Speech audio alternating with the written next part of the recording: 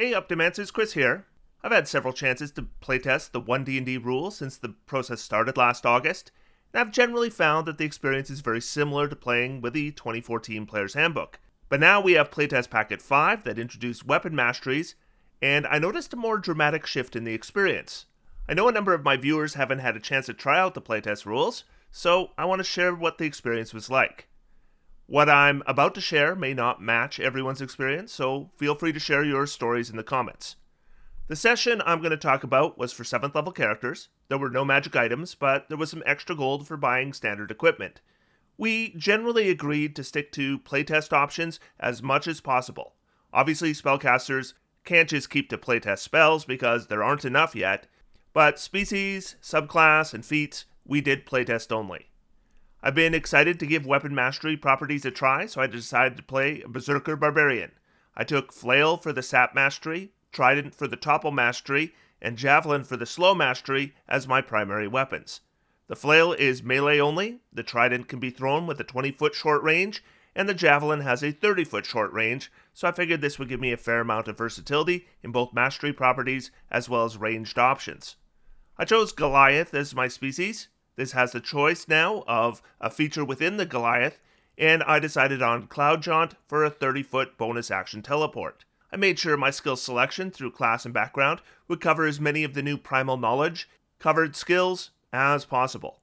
For my background feat, I took the Dueling Fighting style for +2 damage on my attacks.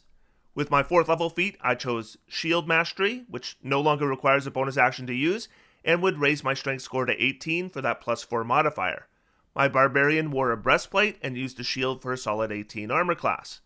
With the playtest rules, my Barbarian could rage for up to 10 minutes at a time, allowing them to maintain their rage as a bonus action. In our session, I never had to rage during combat.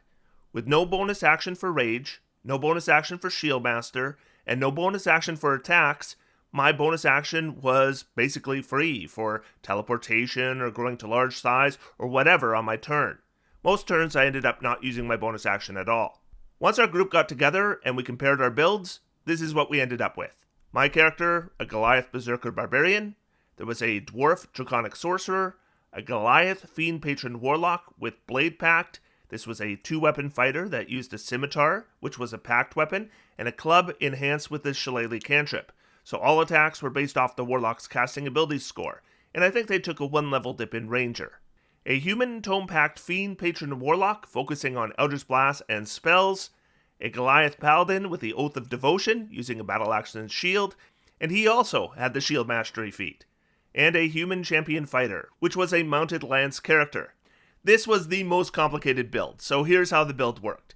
This character was played by Ramen Goblin, who might be familiar to regular viewers as the player who created the double Phantom Rogue build that I presented in a video.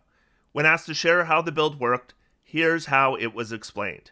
For those interested, I played a 7th level version on a build that would come together at level 8. While mounted, the lance doesn't have the 2-handed property. Thus, it can qualify for the dual wielder feat. Now it has the very unique status of having both the light and heavy property. If the DM is nice, it also qualifies to switch from the very annoying, but very good, Topple Mastery to the also good Vex Mastery, using the fighter's 7th level weapon expert feature. I guess you do your morning training on horseback. Now, I talked about this in my fighter video, and I definitely agree it's a gray area if this is allowed, though as I go through our experience, you'll see it really wouldn't have made much of a difference either way. His attacks are at +8, often with advantage from human, champion 6, or Vex. They do the following on a hit. Lance attack while offhanding scimitar, 1d10 +5 +3 from Great Weapon Master. Sheath Lance and Nick attack with scimitar, 1d6 +5, 2-weapon fighting, +2 from dueling. Sheath Scimitar and draw Lance with dual wielder for lance attack, 1d10 +5 +2 from dueling. If there's a critical hit, which just needs a 19 or higher, or a slayed enemy, bonus action Great Weapon Master cleave attack with lance or scimitar for 1d10 or 1d6 +5 +2 dueling.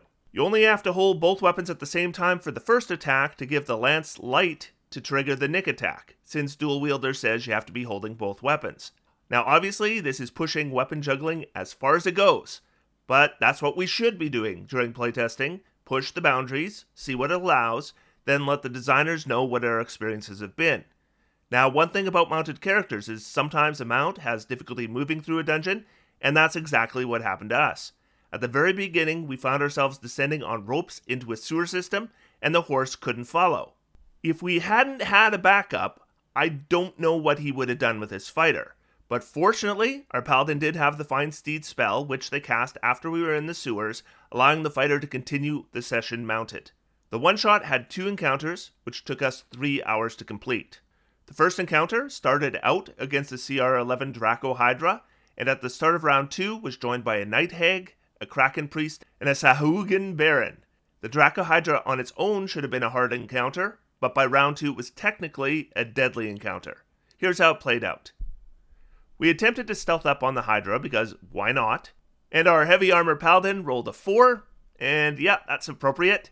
We didn't even need to all roll. With a passive perception of 19, even Pass Without Trace wouldn't have given us surprise. The Dracohydra rolled a natural 20 on initiative for a total of 21. This initiative was beaten by our Tome-Packed Warlock and our Sorcerer, and the Tome-Packed Warlock switched initiatives with me using the alert feat. So I attacked first with the Trident, with Reckless Attack of course, and with a 21 on my first attack I hit.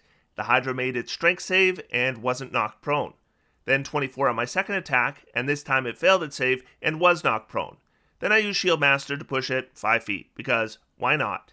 The first attack did 23 damage. That's a roll of 7 for Trident damage, plus 4 from Strength, 2 from Rage, and 2 from Dueling, plus 8 more from Frenzy. The second attack did 13 more damage, which was a roll of 5, plus 8 from bonuses, so a total of 36 damage. The Hydra started with 218 hit points, so it was now down to 182, and it lost one of its heads. Next up was the Sorcerer, and then they cast Web, and then on the Hydra's turn, it made its dexterity save against the web, got back up, was able to reposition slightly, regenerated 10 hit points, so it was up to 192, and now had 6 heads, and it used its Prismatic Breath to deliver 34 fire damage in a 60-foot cone. It was able to set the web on fire, and it was able to get 4 of us. Me, the Tome Warlock, the Blade Warlock, and the Paladin. Fortunately, Barbarian gives me advantage on the saving throw, so I took half damage. Everyone else took full damage. Though I believe some of them cast Absorb Elements, I don't remember, but I do know it took me from 75 to 58 hit points, and I'm not sure what everyone else's hit points were. The Paladin went next and hit with his Battle Axe for 9 damage. He then critted with his second attack for 14 more. He decided to cast a spell rather than get a critical smite, and he hit with a spiritual weapon for 5 more. If he had smote with that second level slot instead, that would have been 68. Just saying. But still, the Paladin ended up with a solid 28 damage for the turn, and the Hydra was down to 164 hit points. Then Shield Master to knock it prone, and the Hydra was on its back again right away. Next was the Blade-Packed Warlock. They cast Hunter's Mark, they attacked with the club. A 20 thanks to the prone condition for 6 damage plus 2 Hunter's Mark. They attacked with their Scimitar and hit with an 18, 7 slashing plus 1 for Hunter's Mark. Then second attack with a Scimitar for 8 slashing and 4 Hunter's Mark. And that's 28 damage, and the Hydra is now down to 136 hit points. The Tome-Packed Warlock was next, and he noted that since the Hydra was prone, he would have disadvantage with Eldritch Blast, so he cast Tasha's Hideous Laughter instead. The Hydra got a 20 on the saving throw, so nothing happened. Then came the Champion Fighter. They had precast Divine Favor, gained through Magic Initiate since we got the jump on the Hydra. Because the Hydra was prone, all attacks were with advantage, so Vex didn't really come into play. First attack, 27 for a critical, 10 base damage and 10 critical damage. Then another attack, 19 to hit for 7 piercing. The lance was stowed and the scimitar was drawn, and another crit with a 26 thanks to Champion for 9 base damage and 5 critical damage. Then the lance was back out for 22 to hit for 13 damage. Then an action surge for 2 more lance attacks, both hit, 11 and 10 more. Then Divine Favor on 6 attacks and 2 crits, another 8d4 for 22 damage. Total damage, 106. The Hydra was down to 30 hit points from an initial 218 in one round, and I have to say at this point, I was quite concerned that the fighter would be overshadowing the lot of us. Then the Night Hag, the Kraken Priest, and Sahuagin Baron rolled initiative at the start of round 2. I started out round 2 with a flail attack against the Hydra, and even with advantage I missed. My second attack hit with a 23 for 13 bludgeoning plus 3 lousy frenzy damage, just 16 damage on my turn, and the Hydra had 14 hit points left. I figured since I had landed my sap attack, I was good to leave melee with the Hydra and engage with the new enemies and make myself a target, but the disadvantage didn't matter and I was hit for 13 acid damage. I was down to 45 hit points. Was really feeling these attacks not doing bludgeoning, slashing, or piercing damage, so I wasn't benefiting from rage. 3 new targets were all close enough for a hypnotic pattern, so our sorcerer cast that on his turn.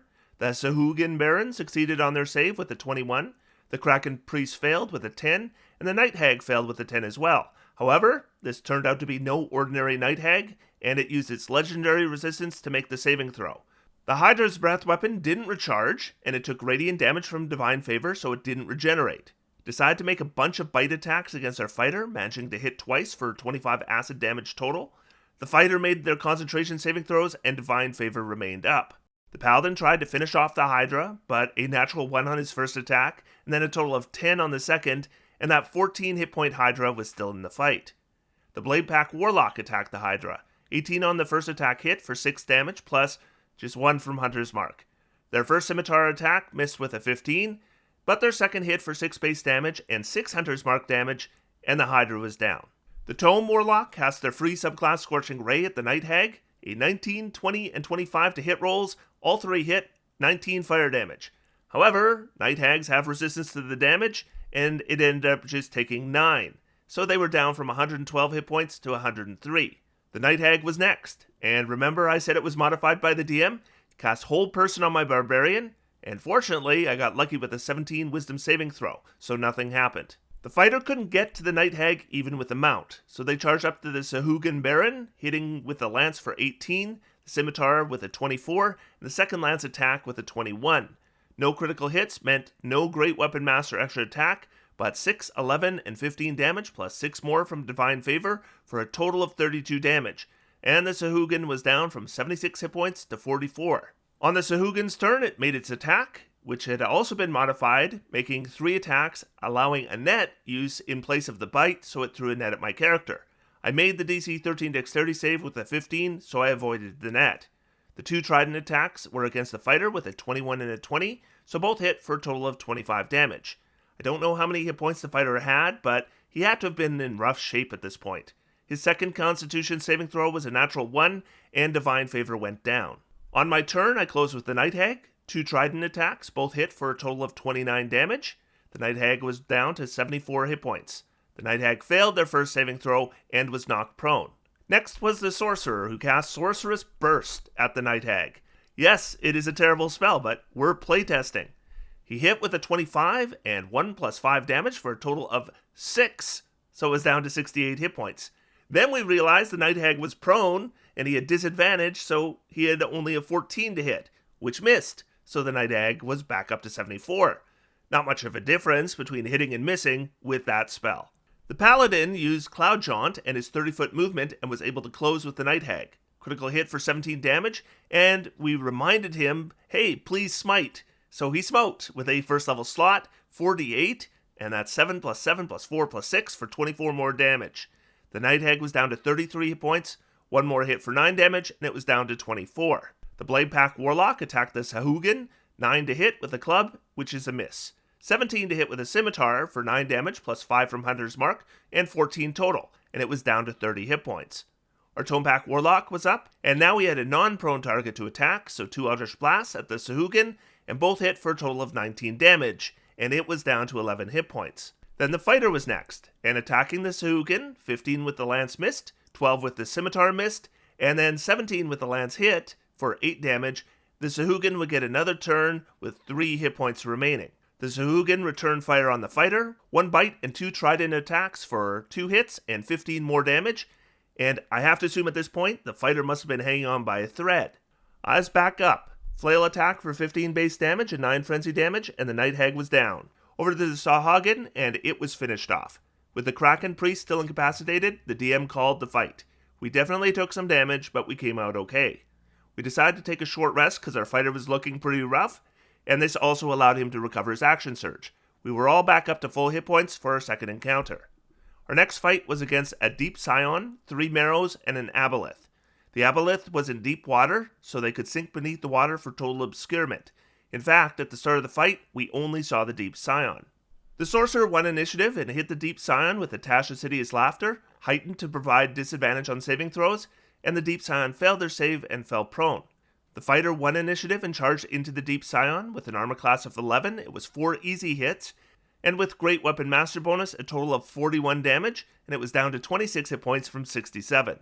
The Fighter then used their mount to disengage and pull back around a corner.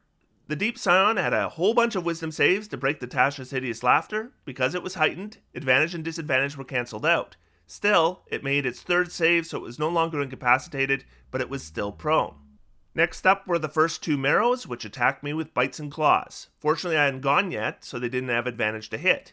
Just 1 claw attack hit, with a 24 for 8 slashing damage, reduced to 4 from rage, and I was down to 71 hit points.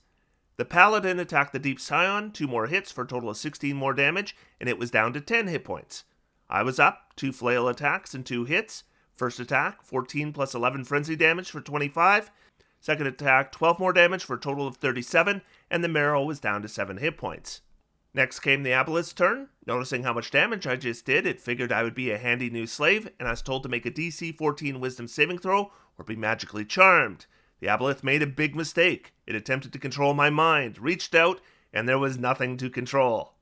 Our Blade-Packed Warlock hasted themselves and attacked the Deep Scion with a hasted attack, 1 club attack, and it was out of the fight. Next up was our Sorcerer. They used Arcane Eruption on the 2 Merrows and the Aboleth. Constitution saving throws, 6 for the Aboleth, 5 and a 7 for the Merrows. Total of 20 damage, and our Sorcerer selected the incapacitated condition for the targets. Turns out this was also an enhanced Aboleth, so it had legendary resistance, which it used, but 1 Merrow was now dead, and the other was down to 25 hit points and incapacitated. The Aboleth took half damage and was down to 125. However, 1 Merrow was replaced by another with a layer action. So in came our Fighter, miss with the Lance, miss with the Scimitar. Time to use the Lucky Feat and re-roll that Scimitar, and a hit for 12 damage. Then a Lance for another hit and 14 damage. 26 damage, and the new Merrow was down to 19 hit points. Our Tome-Pack Warlock was up, and tired of not delivering damage, he polymorphed himself into a giant ape. Then our Paladin, 1 miss and 1 hit for 8 more damage, and the Merrow was down to 11. A bash with a shield failed to knock it prone. It was back up to me, and I decided to do some damage to the Aboleth. It was in the water, which was contaminated, so I threw some javelins from the shore. The first was a crit, a total of 28 damage including frenzy, and then my second throw missed. The Aboleth was down to 97 hit points. Then came our Polymorph Warlock, who bashed 1 Merrow for 26 damage, finishing it off. Second attack rolled an 11 to hit, and missed. The Aboleth decided to make some tentacle attacks against the giant ape. An 18, 11, and a 10, and it did 13 bludgeoning damage, and then the giant ape made a 13 concentration saving throw, and its giant ape form wasn't lost. Then came our Blade-Pack Warlock, and the last Merrow was taken to 0 hit points, with 3 hits totaling 36 damage, which was overkill. Our Sorcerer leveled a Firebolt at the Aboleth and scored a critical hit for 28 points of damage, halved because of resistance underwater, and it had 83 hit points left. At the end of the turn, another layer action. This one was a Strength saving throw, DC 14, or be pulled up to 20 feet into the water and knocked prone. Nat 20 for me, and I was fine. The Fighter's mount, the Fighter, and the giant ape were also fine. Not so for the Sorcerer, the Blade-Pack Warlock, and the Paladin, who were all pulled into the water. Starting his turn in the corrupted water, the Paladin needed to make a DC 14 Constitution saving throw, scored a 22, no problem, and he moved safely onto the shore. Threw 2 javelins at the Aboleth and 1 hit for 12 damage, and we reminded him that he can smite at range, so he decided to smite with a range attack while he still can, since they're likely going to change that, for another 11 damage. And the Aboleth was down to 60 hit points. The Aboleth was now at long range for my javelin attack, so I decided to take my chances, cloud jaunting over the water, and then diving down to melee with the Aboleth. With a 21 Constitution saving throw, I was fine. Made 2 trident attacks, and a 22 and 19 both hit, for 29 damage total. The Aboleth was down to 31 hit points and knocked prone by the trident. However, Mucus Cloud required I make 2 Constitution saving throws, which were no problem. Now that it actually had someone in range, it had a use for its legendary actions, so it took a tail swipe at me, a hit for 14 damage, reduced to 7 because of rage. I was down to 64 hit points. Into the water dove the giant ape and made 2 fist attacks against the Aboleth. These would have advantage because it was prone, but unfortunately, because fist attacks have disadvantage underwater, both attacks missed, even with the prone condition. This one was a heartbreaker. That first hit would have been 50 damage. Another tentacle attack against me. This one crit for 22 damage, reduced to 11. I still have 53 hit points. The Aboleth's turn comes up, and it uses Enslave against the Sorcerer, saving throw of 11, and the Sorcerer is enslaved. Then came our Blade Pack Warlock, and this was a great turn. So they were hasted, they swam under the Aboleth, and hit with a club. The Aboleth is still prone, so the underwater disadvantage and the prone advantage cancel out. 21 hits, 8 damage, it's down to 52, and the Warlock uses the Push Mastery to push it up 10 feet, and then the Warlock swam up and hit it again. 19 to hit for 12 damage, it's down to 40, pushed up another 10 feet. The Warlock swims up again, plenty of movement because of haste, and makes its hasted attack with a 23 to hit for 6 damage. It's down to 34. It's thrown out of the water and onto the beach. 3 Constitution saving throws against 3 mucus clouds, and the fight is over. Almost. Because next up is our Sorcerer, who, if you recall, is currently under control of the Aboleth. They spend all their sorcery points as a bonus action to recover a 4th level spell slot, then they blast the whole party with Arcane Eruption for 24 damage in the blinded condition. I failed a saving throw, and I was suddenly starting to look pretty rough with 29 hit points. Our Sorcerer did more damage to me in 1 hit than I had taken the entire combat. The Aboleth had one more trick. I believe this was a layer action, a mass phantasmal force on the whole party. Didn't quite make the saving throw, and the DM said we all saw ghostly figures in front of us getting ready to attack us. The Paladin had made their saving throw, attacked the Aboleth, hit and smote for 25 damage. It was down to 15 hit points, and then he attempted to knock it prone with Shield Master, 24 strength save, and it remained upright. Then it was my turn, so I'm starting the turn, and I've got an illusion in front of me, but I'm blinded. So I asked the DM about how that's going to work, and basically, I can ignore it because I can't see it. So I just move right up to the Aboleth, hit the Aboleth with a 23 for 11 damage, terrible frenzy roll on that one, but it was down to 4 hit points. Then a Shield Master strike with a 9 strength saving throw, and it was prone, which was bad news for the Aboleth because the Giant Ape was up next, and that Aboleth got pounded into dust. So that was the end of our session. I've talked with some of the players since, asking for their reactions on the playtest, and I'm just going to read you what they said. So, the player of our Blade Pact Warlock had the following to say. Weapon masteries are great and add a ton of build and combat options. The new Warlock is really interesting, but Pact of the Blade has a lot of issues. There isn't a lot of invocation support for them.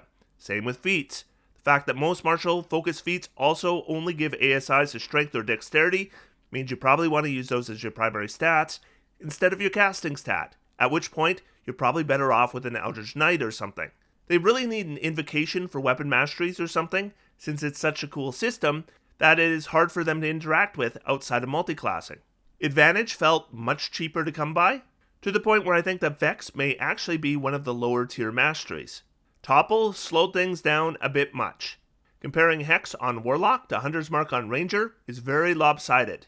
Hex needs to lose concentration at the bare minimum, in my opinion, even at lower levels. Dedicating your concentration to Hex is a huge ask. Resistance feels too strong as a cantrip right now and is very easy to access. The attack action feels much more impactful now with weapon masteries added in.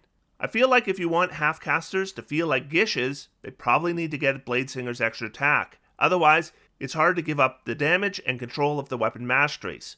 Force movement remains fun, and I'm glad Marshall's got to play with it now. And our Tome Pack Warlock player said, my playtest thoughts. You really need to play with this stuff. The on-demand control of martials is really strong and changes how I feel about some spells relatively. Teamwork is more important. Sorcerer with the new Careful and Heighten is really strong and probably my first choice of a caster, unless I'm playing around with a specific use of Modify spell. Our Paladin player said, my reaction for Paladin was, it felt about the same except the Holy Weapon was useful. Plenty of Channel Divinities to use it also. Spells were similar. I took Sacred Flame for range, but if I did it over again, I would take Resistance. Smite once per round didn't limit me, but I generally don't go nuclear on Paladins anyways, as I am stingy with spell slots unless I'm playing a Sorcerer. It would definitely limit playing a Sorcerer. Shieldmaster was very good. I love Lucky at first level. I can push Warcaster back and focus on Charisma. I love Cloud Jaunt on a Paladin, or really any melee, very useful. I mentioned that critical hits are irrelevant and don't do any damage. They are essentially a non-factor in D&D, which is too bad because they could be fun. I thought of a potential way to make them more fun, and I don't think it would be exploitable or require a new mechanism. Crits could be built around weapon masteries. If a crit occurs, the weapon mastery applies even if the attacker doesn't have weapon masteries. For those with masteries, where a saving throw applies the effect, like Topple, the saving throw could automatically fail. This would work with some, but would have little or no effect on others, like Graze or Flex. But I think this new system would be one way to make crits more fun without having to create a new system. And last but not least, this is what our DM had to say. Overall highlights. I liked that marshals were able to deliver consistent damage with a variety of different weapon combos. Feels great to play with. I thought our warlocks played in a similar style as the old lock. Their strategy seemed to be Eldritch Blast or weapon attack, with occasional spell use which matches the old warlock strategy, but has greater flexibility now, which is good. Improved meta magic works well, Arcane Eruption is a great spell. I'm mostly happy with where the Sorcerer is. Paladin seemed fine, even with the restrictions to smite, wasn't able to overshadow the other players. Our player did seem to forget about ranged smites though. Fighter, Barbarian was also good overall. Could definitely bring in the damage. Sig's hasted turn where he teleported in and moved the Aboleth out of the water was my favorite moment in the whole one-shot. Overall negatives. Topple is bad for the game. We all knew that, but it is confirmed. Free control on top of high damage is just too much. Slows the game too. Not a fan of weapon swaps, and not because of how Ramen used it to get high damage. It's just clunky, requires DM fiat, and causes constant interruptions of, how did you do that? As we discuss these complicated mechanisms and their interactions. It's not the level of fiddliness and granularity I expect from 5e. Sorcerer's Burst is meh. Did this make him more or less optimistic about the changes to the player's handbook? He is cautiously optimistic. There's a lot of potential here, but the devil's in the details. Future options, subclasses, spells, feats, masteries should all be designed carefully. Will Wizards of the Coast pull that off? And his DM perspective. It's kind of hard to choose monsters that could be interesting against our builds and keep it in theme for the mission. I also don't own a lot of material on Roll20. I'm trying to keep it cohesive like a real campaign would instead of making a funhouse for the playtest. The module had 3 encounters, one with 3 sea hags, one with a Hydra, and one with an Aboleth, Merrow, and some zombies. I changed them to Night Hag, Kraken Priest, and Sahuagin Baron, Dracohydra, and Aboleth, plus 3 Merrow, souped up, and a deep Scion. I wouldn't say the party was challenged beyond a moderate level on any encounter. If we had no short rest in between, it might have come down to the wire. Now as for me, I'd say Barbarian was a lot of fun.